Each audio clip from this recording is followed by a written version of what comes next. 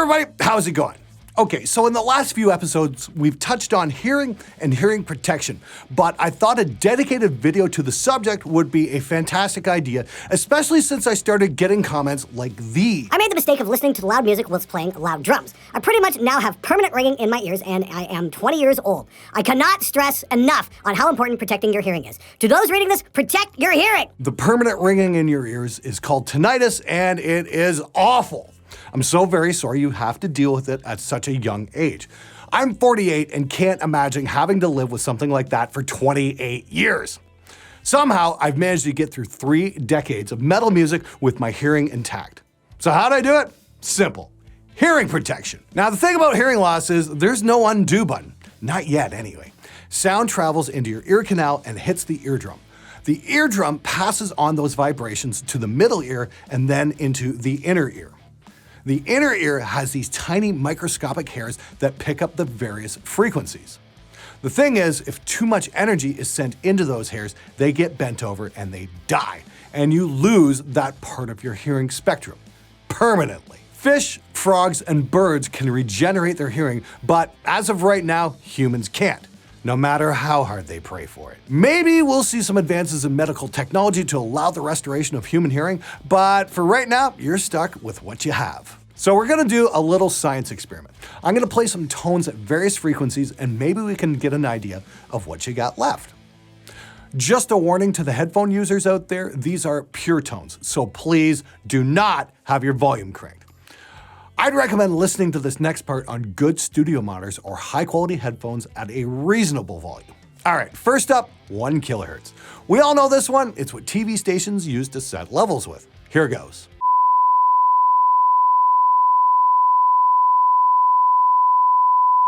Okay, that was pretty easy. Next up, 10 kilohertz.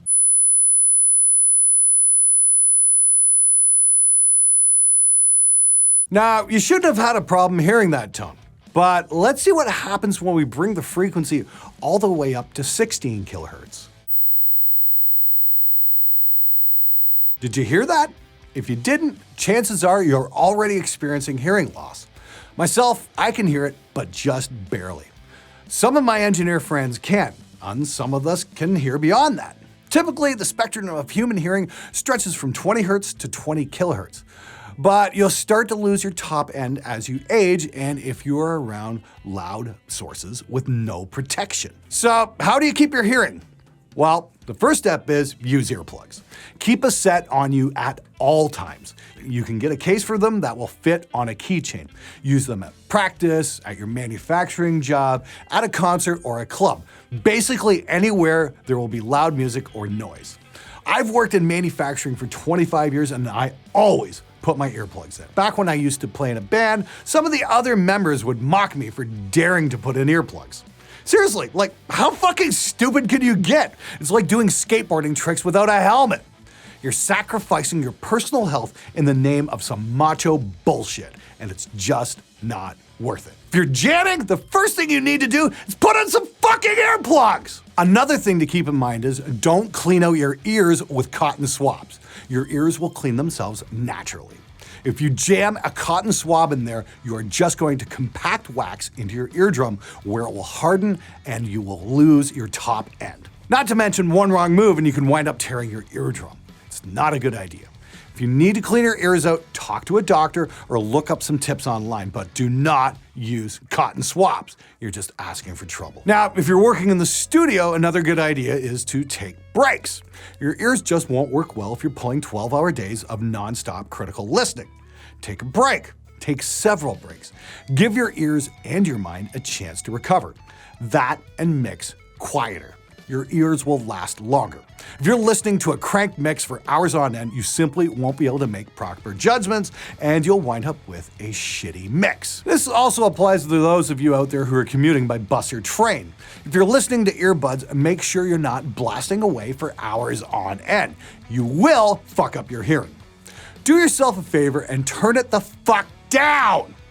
Noise-canceling headphones are a great solution for your daily commute. You can listen at lower volumes and preserve your hearing and still hear what's going on in your mix. Another idea is to de-stress. Maybe take a walk or a hike. Something to take your mind off a mix or project that you're working on. cardio also works for this, and it's something that I should personally do a whole lot more of. Of course, there are some instances where you just can't control your circumstances. Back in 2012, I was on an outdoor photo shoot, and I was using a white lightning ultra zap strobe as a fill light. Chris Rafinski, you guys have seen him on the show numerous times, was helping out on that shoot and asked me if the strobe would be brighter than the sun, and I responded by reaching up and cranking up the output. And the thing short-circuited on me about 2 feet away from my left ear. BAM! It was so fucking loud, it stunned me. Everybody on that shoot had ringing ears because of it, but I got the worst of it. It was very painful. So the next day I went to the doctor, and fortunately there wasn't any permanent damage, but I was really concerned that my career as a sound engineer was over. It took a good 2 weeks for the pain to go away. So a word of caution to you photographers out there, if you have an older White Lightning Ultra Zap by Palsy Buff, don't trust it. Of course, there was also the time some incredibly cool people in high school threw a firecracker at my head, which exploded again right near my left ear. It hurt like hell, but wow, were those kids ever cool. Probably the coolest people I'll ever meet in my entire life. It was certainly a privilege for a total loser like me to be in their mere presence. Seriously, I don't know how the fuck I managed to keep my hearing in my left ear, but somehow it's still there, and I can still hear 16 kilohertz. And no tinnitus either. Now, I did come across a video about treating tinnitus a while back that basically stimulates the muscles in the back of your head that barely get used. And honestly, in my manufacturing background, about 98% of the injuries that I've seen have to do with muscles being jammed up due to repetitive strain. I'm wondering if this treatment is based around the same idea of getting muscles moving that aren't used to it. If you're suffering from tinnitus and you're at your wit's end, it might be worth taking a look at. You can decide for yourself if it's bullshit or not. I'll have a link in the description below. So these days, for my own protection in loud music situations, I'm using a custom set of in-ear monitors from Stealth Sonics. I was fitted for them at Winter NAMM and got them a few weeks ago. Talk about fantastic! These are the 9-driver model, meaning that they're flat across the spectrum and just plain super amazing to work with. They take a mold of your ear canal and build them accordingly, so they form a seal. It's kind of like having a set of earplugs, but with the ultimate set of speakers built right in. By way of comparison, these are Ferraris, and Beats by Dr. Dre are an old broken down jalopy. They're certainly not the cheapest option, but your ears are worth it, especially if you're planning on making a career out of using them. For me, these are great for traveling and working off my laptop, and I certainly can't recommend them enough. They're just freaking amazing. So here's the bottom line. Life's gonna throw shit your way. It's bad enough when you have something beyond your control try to deafen you. At the very least, take steps to protect yourself in the situations where you can control the outcome. Hearing loss is not instant. It takes time to feel the results, and by then, it'll be too late. Yes, the dumb people around you might laugh at you for protecting yourself, but ultimately, it's you who's gonna have the last laugh, and they won't even be able to hear it.